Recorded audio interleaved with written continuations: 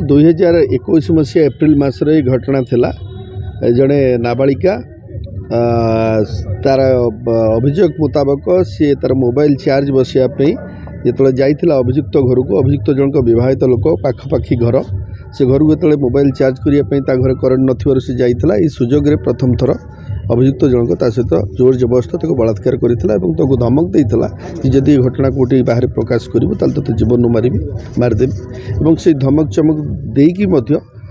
ई प्रथम घटना को छाड़िया पर बारंबार ता सहित ई घटना को ब्लैकमेलिंग करके ता सहित 4-5 थर दर्शन करथिला।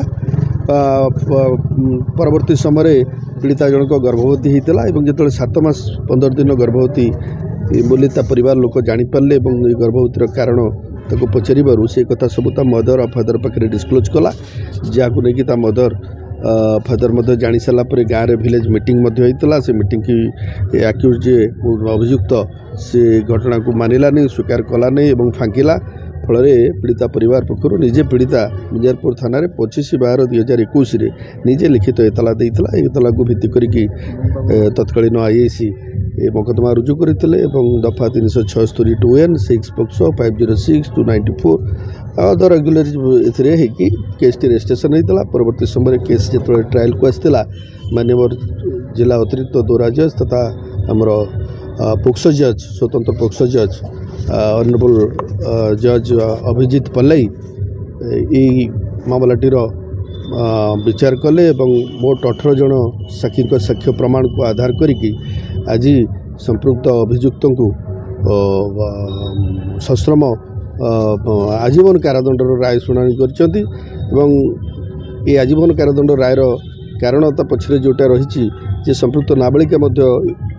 तार किछि दिन पर गोटे पुत्र संतान जन्म देछि एवं पीड़ितार भविष्य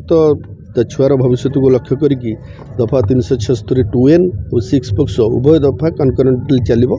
एवं उभय दफारे आजीवन कारादंड राय शुणी आजीवन लाइफ इम्प्रिजनमेंट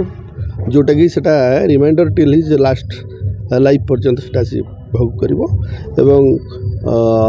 सेकेंड कथा हला ये उभय दफा पई मध्य पीड़िता को अभियुक्त को 2 लाख लेखाएं तार मेडिकल एक्सपेंस रिहाबिलिटेशन 2 लाख लेखाएं फाइन अनादय अधिक 6 मास 12 मास अधिक कारादंड भोग कर तत्सहित पीड़िता को तार विक्टिम कंपेनसेशन स्कीम रे डीएलएस को 7 लाख 7 लाख टंकार क्षतिपूरण देवाई निर्देश दी।